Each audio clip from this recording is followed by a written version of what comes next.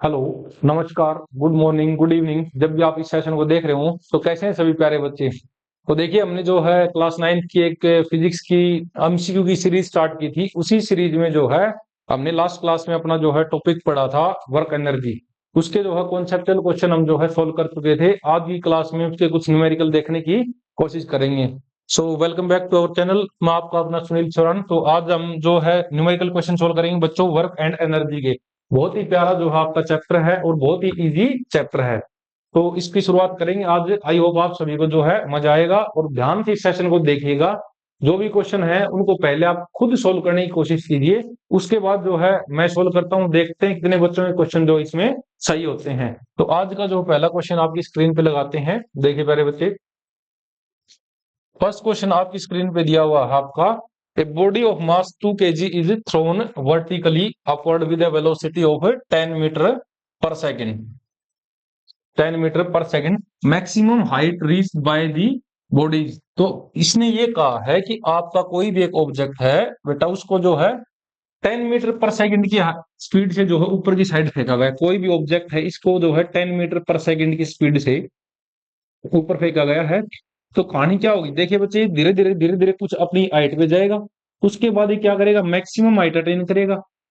Maximum height attain करेगा और उसके बाद ये वापिस से जो अपनी ट्रेजेक्टरी पे वापिस आ जाएगा। धीरे धीरे वापिस कहाँ पे आ जाएगा, ये ग्राउंड पे आ जाएगा। ठीक है। तो हमें जो है क्या बताना है, हमें बताना है कि इसने जो ये एच मैक्स मैक्सिमम हाइट की सबसे ज्यादा कितनी ऊंचाई के ऊपर गया है, वो चीज हमें बतानी है। इसके लिए प्यारे बच्चे हमने बिल्कुल इजी सी चीज पढ़ी हुई। क्या पढ़ा हुआ है, जब भी हम एच मैक्स निकालते हैं तो एच मैक्स निकालने का अपने पास शॉर्टकट क्या है, वो अपने पास यू स्क्वायर अपॉन में 2g। ठीक है। यू क्या होती है, यू होती है ऑब्जेक्ट की इनिशियल वेलोसिटी। इनिशियल वेलोसिटी, जिस वेलोसिटी से ऑब्जेक्ट को जो है आसमान की तरफ प्रोजेक्ट किया गया हो, वो वेलोसिटी। जी क्या है, जी है आपका acceleration due to gravity. Acceleration due to gravity आपका। ठीक है। तो प्यारे बच्चे, सारी वैल्यू जिसमें रखते हैं, इसने क्या कहा है, ऑब्जेक्ट को जो है 10 मीटर पर सेकेंड हाइट से ऊपर फेंका ना, तो सारी वैल्यूज को रखते हैं। तो आपका जो है यू स्क्वायर अपॉन में 2g। यू की वैल्यू अपने पास 10, तो 10 इंटू में 10 अपॉन में 2 इंटू में, और जी की जो वैल्यू है न्यूमेरिकल सोल्व करने के लिए हमने क्या देखा था, 9.8 की बजाय हम क्या लेते हैं, 10 लेते हैं। तो इसको जी की वैल्यू को 10 लेंगे। 10 से 10 कैंसिल आउट हो गया। ठीक है। दो से काटा, कितना बचा अपने पास, ये बच गया आपके पास 5। और 5 क्या आएगा, मीटर। क्यों, क्योंकि हम क्या निकाल रहे हैं यहाँ पे, मैक्सिमम हाइट निकाल रहे हैं। और लेंथ का मेजरमेंट किस चीज में होता है, आपका मीटर में होता है। तो प्यारे बच्चे, कौन सा ऑप्शन रहेगा आपका, आपका ऑप्शन रहेगा बी। 5 मीटर जो है ऑब्जेक्ट क्या करेगा, मैक्सिमम हाइट अटेन करेगा आपका। ठीक है। बहुत ही प्यारा क्वेश्चन था, थोड़ा सा जो है काइनेमेटिक्स का क्वेश्चन था, वर्क एनर्जी में आया हुआ है। यही क्वेश्चन बच्चे हम दूसरे तरीकों से भी कर सकते हैं आपका। ठीक है। एनर्जी कंजर्वेशन लगा के भी जो है इसको किया जा सकता है आपका। ठीक है। जो नेट मैकेनिकल एनर्जी सिस्टम की, वो आपकी कंजर्व रहेगी। मैक्सिमम हाइट पे क्या हो जाएगा, इसकी जो है पोटेंशियल एनर्जी मैक्सिमम हो जाएगी और काइनेटिक एनर्जी क्या हो जाएगी, जीरो। तो शुरुआत में जितनी काइनेटिक एनर्जी जितनी सारी किस्म कन्वर्ट हो जाएगी, आपकी पोटेंशियल एनर्जी में कन्वर्ट हो जाएगी। इस तरीके से भी जो हम इसको निकाल सकते थे आपका। ठीक है। चलिए हम नेक्स्ट क्वेश्चन पे चलते हैं आपका। नेक्स्ट क्वेश्चन है प्यारे बच्चे, आपके पास स्क्रीन पे देखो लिखा हुआ है, ए particle of mass 1 kg has a kinetic energy 50 joule. ठीक है। एक पार्टिकल आपका 1 kg का है, उसकी जो है काइनेटिक एनर्जी 50 जूल है। तो इसका प्यारे बच्चे आपसे क्या पूछा हुआ है, इससे आपका जो है मोमेंटम पूछा हुआ है कि इसका मोमेंटम कितना होगा।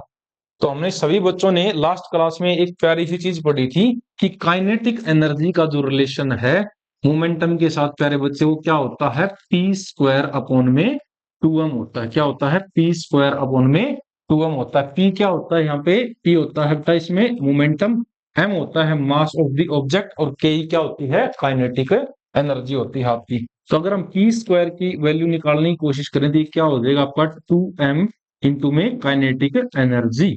ठीक है। और अगर P की वैल्यू निकालने की कोशिश करें तो क्या हो जाएगा, अंडर रूट 2m इंटू में काइनेटिक एनर्जी। सारी वैल्यूज को बेटा हम यहाँ पे रख देते हैं, तो क्या बन जाएगा आपके पास, 2 इंटू में मास दिया हुआ है 1 kg का, इंटू में काइनेटिक एनर्जी कितना दिया आपके पास है, 50 जूल दी है।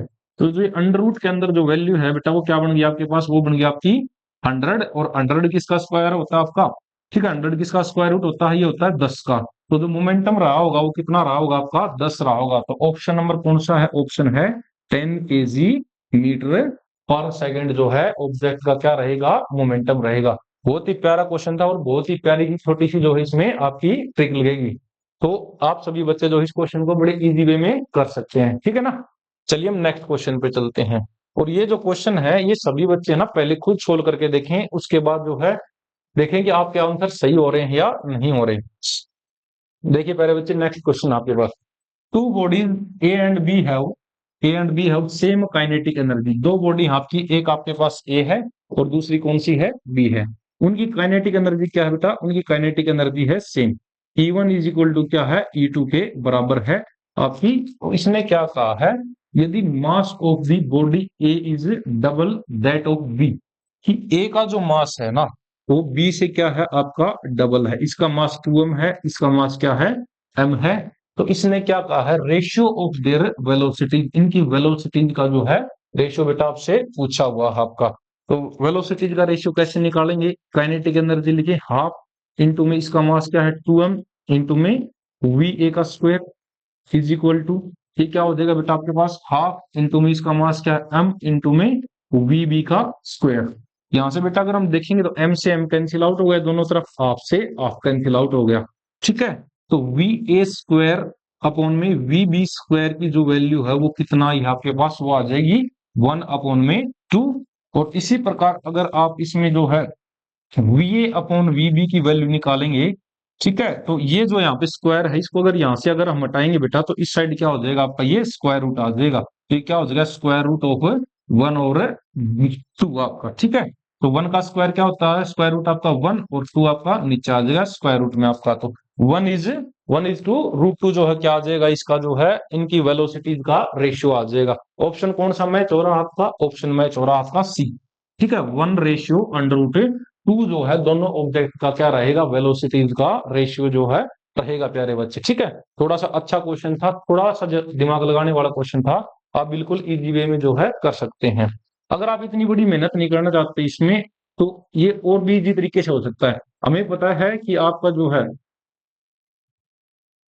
काइनेटिक एनर्जी होती है हाफ m वी स्क्वायर, ठीक है।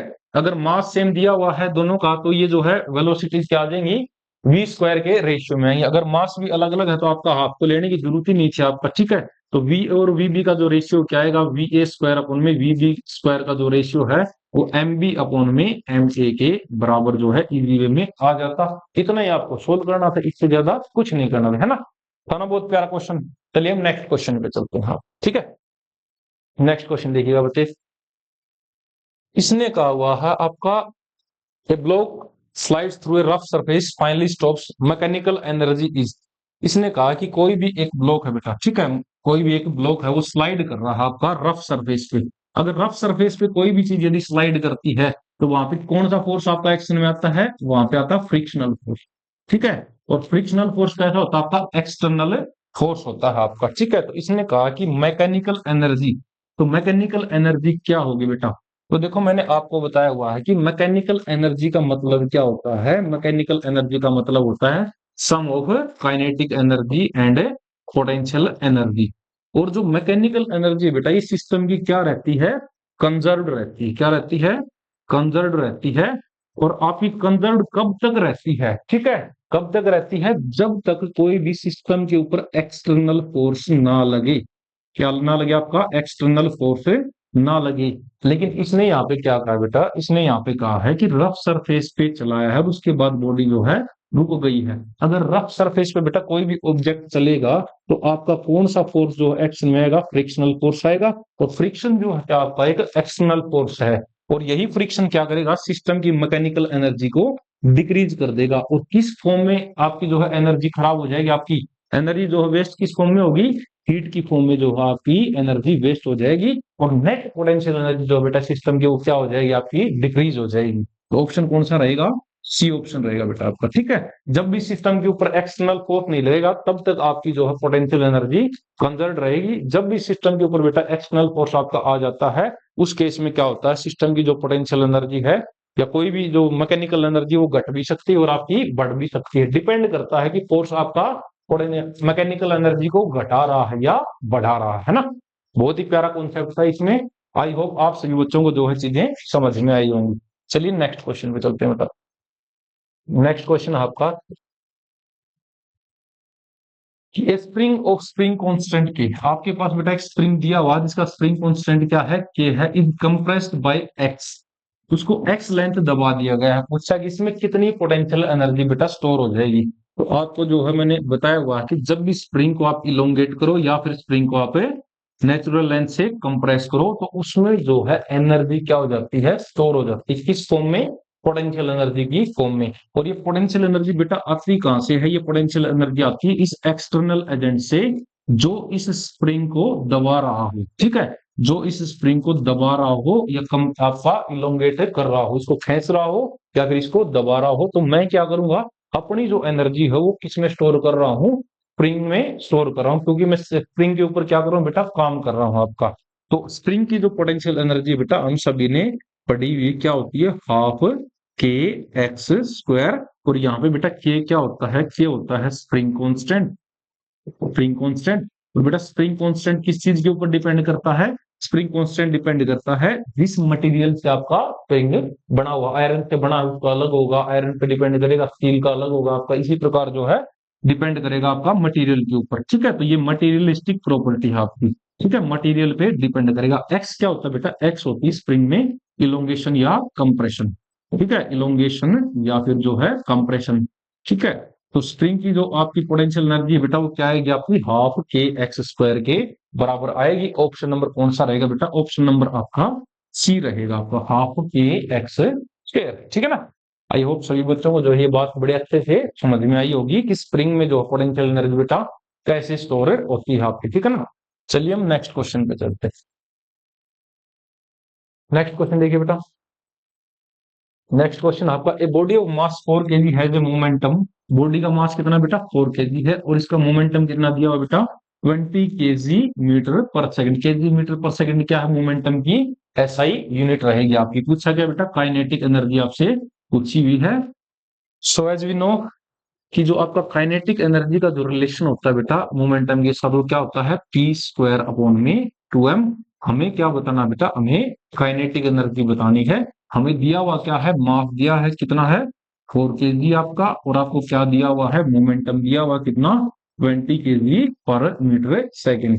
तो सारी वैल्यूज को बेटा यदि हम रखेंगे तो पी की जगह 20, तो 20 का स्क्वायर 20 इंटू 20, 2 इंटू में मास क्या दिया बेटा 4 दिया हुआ है, तो 4 5 जा 20, ठीक है, 2 10 जा 20, और 10 को 5 से मल्टीप्लाई करेंगे बेटे क्या हो जाएगा आपका 50। और 50 क्या है बेटा जूल, क्यों, क्योंकि हम क्या निकाल रहे हैं, काइनेटिक एनर्जी निकाल रहे हैं। तो वर्क हो गया, काइनेटिक एनर्जी हो गई, पोटेंशियल एनर्जी हो गई, उसकी जो बेटा एसआई जो यूनिट होती है वो आपकी क्या होती है, जूल होती है, ठीक है। तो आंसर कौन सा रहेगा आपका, आंसर जो है आपका बी रहेगा, आपका 50 जो है क्या रहेगा इसका करेक्ट आंसर रहेगा, ठीक है ना। चलिए नेक्स्ट क्वेश्चन जो है करते हैं अपना, ठीक है। नेक्स्ट क्वेश्चन है बेटा आपका, देखिए, ए lift is moving upward with a constant velocity, एक लिफ्ट बेटा ऊपर जा रही है कांस्टेंट वेलोसिटी से आपकी, ठीक है। कोई भी एक लिफ्ट है ऊपर जो है कांस्टेंट वेलोसिटी से जा रही है आपकी। अगर ये कांस्टेंट वेलोसिटी से ऊपर जा रही है ना बेटा, तो इसको ग्रेविटी भी नीचे खींच रही होगी ना, एम मास की यदि लिफ्ट है तो एम जी फोर्स लग रहा होगा।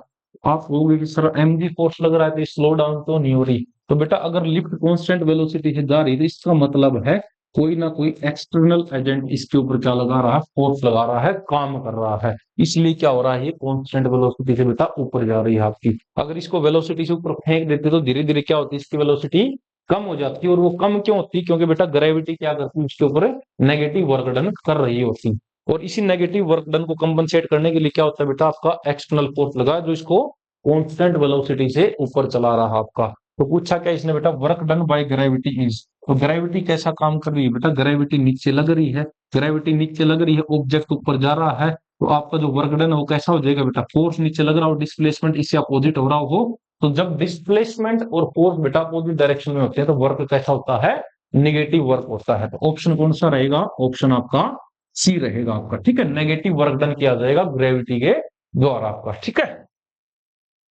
चलिए नेक्स्ट क्वेश्चन पे चलते हैं बेटा। नेक्स्ट क्वेश्चन है बेटा आपका, a bullet of mass 20 gram moves with a velocity of 200 metre per second. बेटा एक 20 ग्राम की बुलेट है और आपकी वो 200 मीटर पर सेकंड से जा रही है। आपसे पूछा कि बेटा बुलेट की जो काइनेटिक एनर्जी है वो कितना होगी। ठीक है बेटा, तो काइनेटिक एनर्जी के लिए हम क्या पढ़े बेटा, इसके लिए पढ़ा आपने kinetic energy half m v square के बराबर होती है बेटा। ठीक है, तो हाफ इंटू में मास कितना बेटा 20 ग्राम, और ग्राम को हम किस में कन्वर्ट करते हैं, आपका किलोग्राम में कन्वर्ट जो है करते हैं। किससे डिवाइड करेंगे, 1000 से जो है डिवाइड किया जाएगा। इंटू में वेलोसिटी कितना दी है बेटा 200, तो 200 का क्या हो जाएगा यहाँ पे स्केयर हो जाएगा आपका, 2 जीरो से 2 जीरो यहाँ उड़ गई बेटा। ठीक है, 1 जीरो से 1 जीरो उड़ गई, 2 से 2 उड़ गया आपका, तो बचा कितना बेटा आपके पास, पास बच गया 20 इंटू में 20, जो कितना होता है आपका 400। तो क्या हो जाएगा बेटा आपका 400 हो जाएगा आपका, और 400 क्या आपका 400 जूल के बराबर जो है आपका आ जाएगा आपका। ठीक है ना, चलिए नेक्स्ट क्वेश्चन पे चलते हैं। तो 400 कौन सा ऑप्शन है बेटा, 400 आपके पास बी ऑप्शन रहेगा। ठीक है, चलिए नेक्स्ट क्वेश्चन पे चलते हैं। नेक्स्ट क्वेश्चन है बेटा आपके पास, a body is projected vertically upward at the highest point which is zero. इसने कहा कि बेटा कोई भी एक ऑब्जेक्ट है उसको ऊपर की साइड जो है प्रोजेक्ट किया गया है, ये मैक्सिमम हाइट पे पहुंच गया आपका। तो मैक्सिमम हाइट पे पहुंचने के बाद ऑब्जेक्ट की जो वेलोसिटी बेटा वो क्या हो जाती है, जीरो।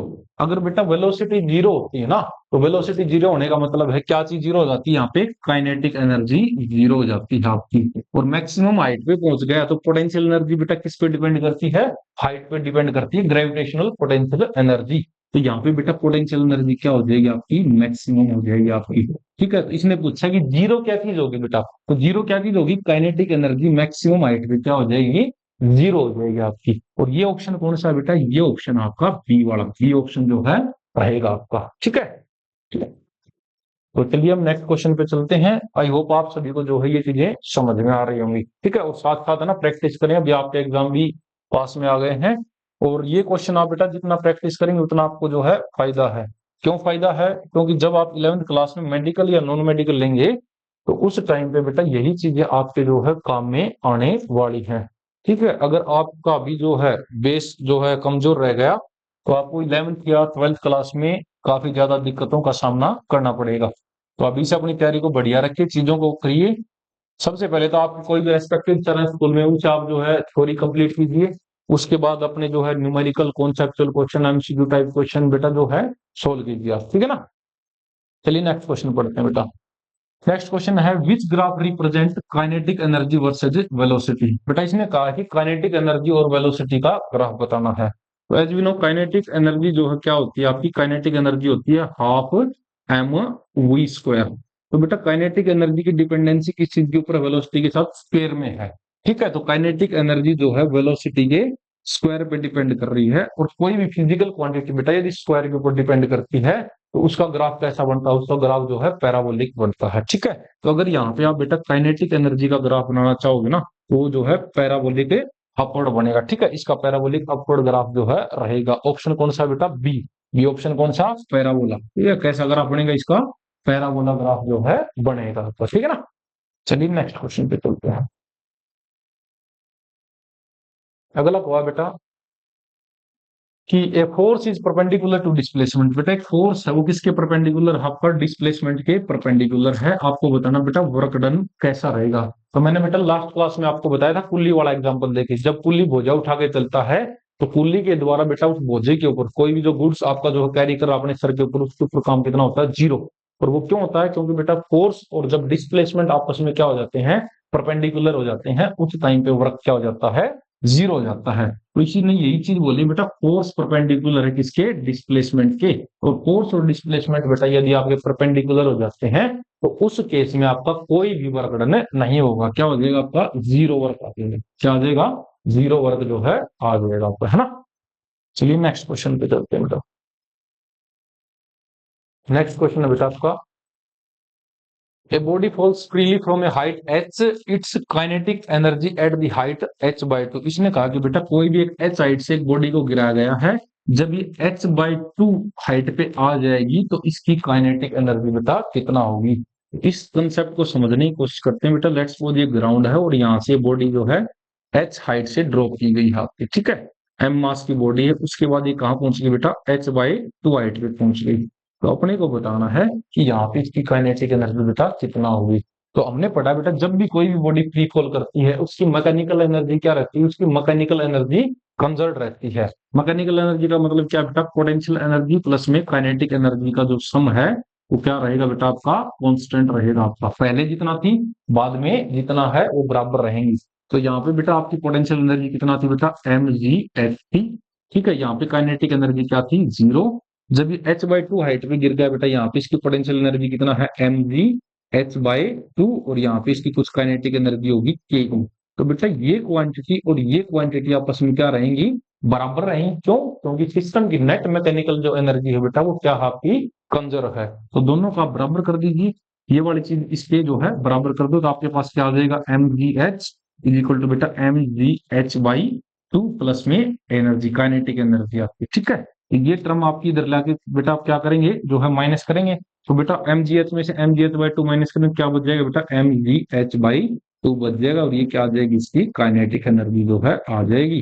तो ऑप्शन बेटा आपका कौन सा रहेगा, ऑप्शन रहेगा आपका डी, mgh/2 क्या रहेगी, इसकी काइनेटिक एनर्जी रहेगी जब ऑब्जेक्ट आपका h/2 हाइट तक गिर चुका होगा, है ना। चलिए नेक्स्ट क्वेश्चन पे चलते हैं। नेक्स्ट क्वेश्चन आपका, power of engine is doubled, time to do the same work. इसने कहा बेटा इंजन की पावर को जो है डबल कर दिया गया है, तो इसने कहा कि सेम वर्क करने के लिए अब जो है कितना काम करना पड़ेगा बेटा आपका। ठीक है, तो इसको समझिए, पावर क्या होती है बेटा, पावर होती है रेट ऑफ डूइंग वर्क। काम को करने की जो है आपकी रेट होती है, उसी को क्या बोला जाता है, पावर बोला जाता है बेटा आपका। ठीक है, अच्छा इसने कहा क्या, पहले जो पावर थी वो पी थी, बाद में पावर कितना हो गई बेटा, 2p हो गई। ठीक है, और इसने शुरू में टाइम लेट्स को जमा लेते हैं, क्या t1 लिया होगा आपका। ठीक है, अच्छा क्या t0 बोल देते हैं, बाद में पावर 2p हो गई। वर्क को क्या रखना बेटा, आपको वर्क को सेम रखना है आपका। ठीक है, टाइम कितना लगा होगा, लेट्स पे टाइम मान लिया हमने t2 टाइम लगा होगा। इस चीज को बेटा यदि हम बराबर रखने की कोशिश करते हैं, ठीक है, तो यहाँ पे W की वैल्यू क्या आ गई, P इंटू में T0, और यहाँ पे बेटा W की वैल्यू क्या आ गई, 2p इंटू में T2 आ गई। तो दोनों को बेटा यदि हम बराबर करते हैं, क्योंकि यहाँ पे वर्क क्या हो गया, दोनों केस में अब बराबर हो गया, वर्क को बराबर कर दिया तो ये क्वांटिटी भी क्या होगी, बराबर। तो बेटा आपकी P इंटू में T0 किसके बराबर आएगी, 2p इंटू में T2 के बराबर आएगी। P से P कट गया बेटा आपका, तो T2 किसके बराबर आ जाएगा, T0/2 के बराबर आ जाएगा। तो आपका जो है टाइम क्या हो जाएगा बेटा, उसी काम को करने में आपका आधा लगेगा। ठीक है, यदि आपने इंजन की पावर को क्या कर दिया है, डबल कर दिया है। तो आंसर कौन सा रहेगा बेटा, इसका आंसर रहेगा half, option number B. Time क्या हो जाएगा इसका, आधा जो है हो जाएगा आपका। ठीक है, दूसरा तरीका भी था बेटा, क्या इसने कहा है वर्क को सेम रखना है। वर्क को सेम रखना है बेटा, पावर डबल की है, पावर और टाइम क्या बेटा, इनवर्स रेशियो में है। अगर पावर डबल हो रही है तो टाइम क्या हो जाएगा बेटा, आपका हाफ होना ही पड़ेगा। आपको दिमाग लगाना था थोड़ा सा, पेन और पेपर लेने की भी जरूरत है नहीं थी आपको, है ना। चलिए नेक्स्ट क्वेश्चन पे चलते हैं। नेक्स्ट बेटा आपके पास, a car accelerates from the rest. Car कहां से एक्सीलरेट होती है बेटा, रेस्ट से एक्सीलरेट होती है। इसने कहा विच क्वांटिटी डेफिनेटली इंक्रीज, जो क्वांटिटी पक्का ही इंक्रीज करेगी बेटा वो आपको जो है बताना है। तो बेटा देखो एक्सीलरेट करने का मतलब क्या होता है, एक्सीलरेट करने का मतलब होता है हमने जो है ऑब्जेक्ट या सिस्टम के ऊपर क्या लगाया है, फोर्स लगाया है। तो फोर्स लगाने से क्या होता है बेटा, फोर्स लगाने से वेलोसिटी बढ़ भी सकती है घट भी सकती है आपकी। ठीक है, तो इसने पहला ऑप्शन दिया बेटा मोमेंटम। मोमेंटम की बात करें, मोमेंटम क्या होता है, P is equal to m v. ठीक है, P is equal to m v. ठीक है, तो हालांकि एक्सीलरेट होगी बॉडी तो इसका जो है वेलोसिटी भी बढ़ेगी। वेलोसिटी को नहीं बोल सकते बेटा, वेलोसिटी का मैग्नीट्यूड बढ़ेगा। अगर फोर्स अपोजिट डायरेक्शन में लग रहा हो मान लेते हैं, उस टाइम में वेलोसिटी आपकी घट भी सकती है आपकी। तो मोमेंटम डेफिनेटली इंक्रीज नहीं होगा, इसका मैग्नीट्यूड बोल सकते हैं इंक्रीज होगा। पोटेंशियल एनर्जी की बात करें बेटा, किसी चीज पे फोर्स लगाते हैं, इसने कहा कि कार एक्सीलरेट हो रही है, तो कार तो बेटा कहाँ चलती है, कार तो आपकी ग्राउंड पे चलती है, कोई हाइट तो उठ ही नहीं रही है। हाइट पे उठ ही नहीं रही तो बेटा पोटेंशियल एनर्जी क्या रहेगी, कांस्टेंट, और कांस्टेंट भी किसके बराबर, अगर ये ग्राउंड पे है तो फॉर रेफरेंस के लिए 0 रहेगी आपकी। तो ये ऑप्शन भी नहीं हो सकता, ये भी नहीं हो सकता। मैकेनिकल एनर्जी की बात करें बेटा, क्या मैकेनिकल एनर्जी इंक्रीज होगी इससे। अच्छा, मैकेनिकल एनर्जी क्या होती है बेटा, पोटेंशियल और काइनेटिक का जो है सम होती है आपका। ठीक है, तो ये चीज जो है हम नहीं बोल सकते। तो बचा क्या option, kinetic energy. Kinetic energy definitely increase होगी, क्यों, क्योंकि बेटा काइनेटिक एनर्जी होती है हाफ mv², और ये किस पे डिपेंड करती है बेटा, वेलोसिटी के स्क्वायर पे डिपेंड करती है, rather than its direction. Direction positive हो नेगेटिव, उसका स्क्वायर क्या आएगा बेटा, ऑलवेज पॉजिटिव। और जो है पॉजिटिव आएगा तो आपकी एक्सिलरेट होने पे काइनेटिक एनर्जी हर केस में क्या हो जाएगी, बढ़ जाएगी आपकी, है ना।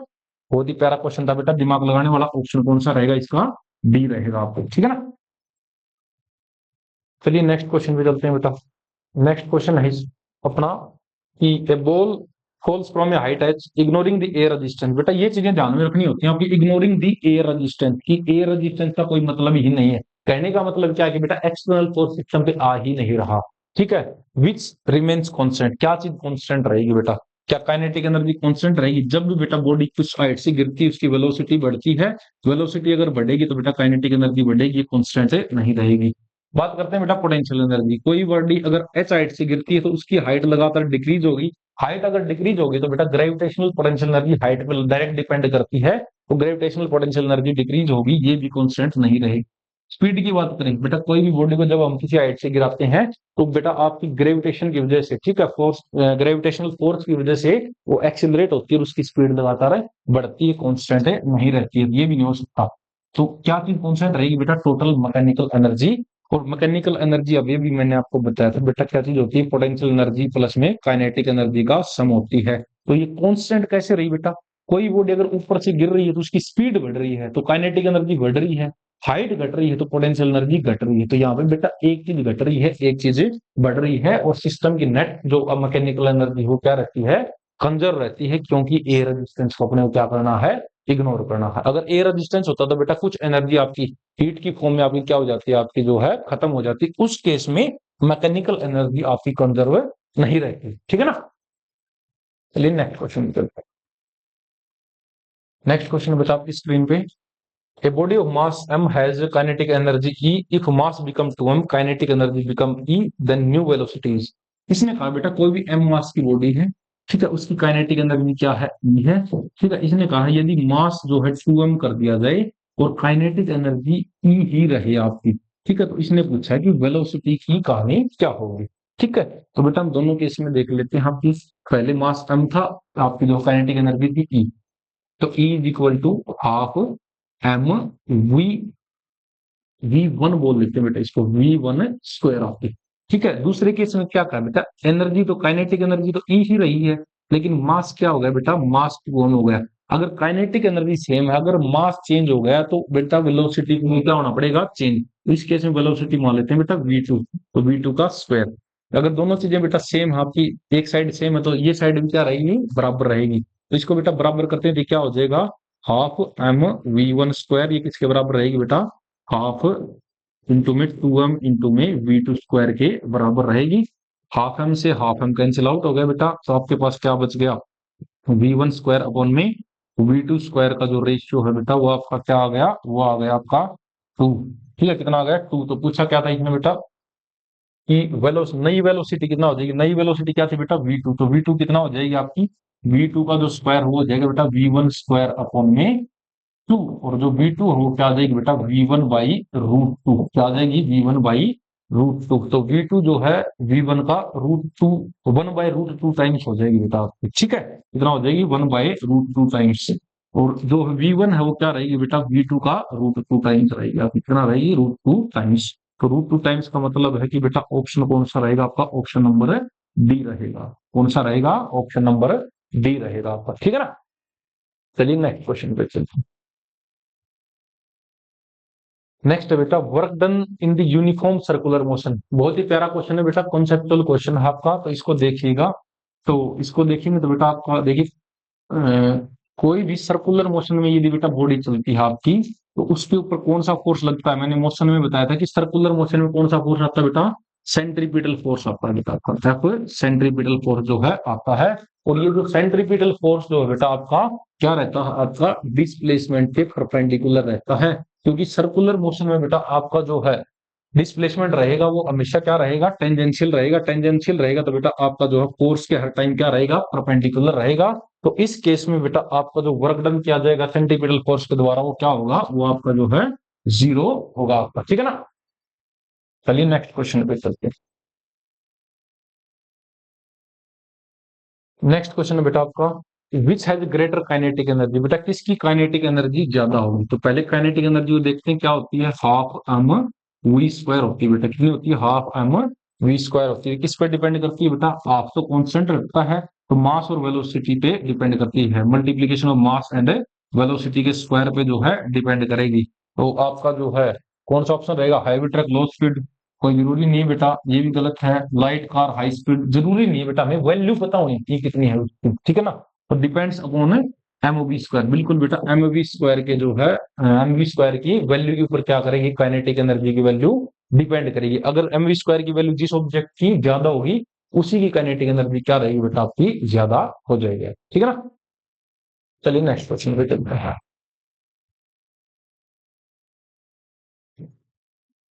नेक्स्ट क्वेश्चन है बेटा आपकी स्क्रीन पे, पढ़िएगा इसको, कि a body is lifted upward slowly, increase in potential energy is equal to, इसमें जो है बेटा पोटेंशियल एनर्जी में जो इंक्रीज होगा वो आपका किसके बराबर होगा।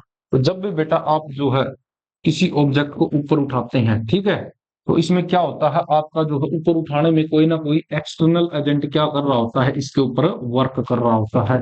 एक्सटर्नल एजेंट जितना वर्क करेगा ना बेटा, उतना ही ज्यादा क्या हो जाएगी, इसकी पोटेंशियल एनर्जी बढ़ जाएगी। अब ऑप्शन पढ़िए बेटा कौन सा, work done by gravity, no, ठीक है, work done by external force, बिल्कुल सही ऑप्शन है कि एक्सटर्नल फोर्स ने बेटा जितना काम किया है उतना ही ज्यादा इंक्रीमेंट हो जाएगा किसमें, इसकी पोटेंशियल एनर्जी में आपका, ठीक है ना। बहुत ही प्यारा क्वेश्चन था बेटा आपका, मैकेनिकल एनर्जी से संबंधित क्वेश्चन था। नेक्स्ट क्वेश्चन देखिए आपका, नेक्स्ट है बेटा आपका, if velocity of body become 3 times, किसी भी ऑब्जेक्ट की वेलोसिटी जो क्या होगी 3 टाइम्स होगी, तो इसकी काइनेटिक एनर्जी पूछा बेटा आपका। तो काइनेटिक एनर्जी बेटा वेलोसिटी पे कैसे डिपेंड होती है आपकी, इसके जो है स्क्वायर पे डिपेंड करती है। अगर वेलोसिटी बेटा 3 टाइम हो गई आपकी, तो 3 टाइम होने का मतलब क्या, अगर आप इसका स्क्वायर करोगे तो काइनेटिक एनर्जी जो नई आएगी, काइनेटिक एनर्जी डैश वो कितना हो जाएगी, 9v² 9 टाइम्स हो जाएगी बेटा आपकी। तो 9 टाइम्स का मतलब कौन सा हो गया आपका, ऑप्शन नंबर सी हो गया आपका, ठीक है। क्यों, क्योंकि काइनेटिक एनर्जी वेलोसिटी के स्क्वायर पे जो है बेटा डिपेंड करती है, ठीक है ना। तो ये आपके जो है कुछ न्यूमेरिकल थे वर्क एंड एनर्जी के, बहुत ही बढ़िया न्यूमेरिकल थे, कॉन्सेप्चुअल भी थे, थोड़े से ट्रिकी भी थे। तो आई होप आप सभी को जो है आज की क्लास समझ में आई होगी, ठीक है। इसी प्रकार जो हम नेक्स्ट जो चैप्टर है उसके भी न्यूमेरिकल और कॉन्सेप्चुअल क्वेश्चन सोल्व करने की कोशिश करेंगे आप, ठीक है। तो चलिए, थैंक यू सो मच।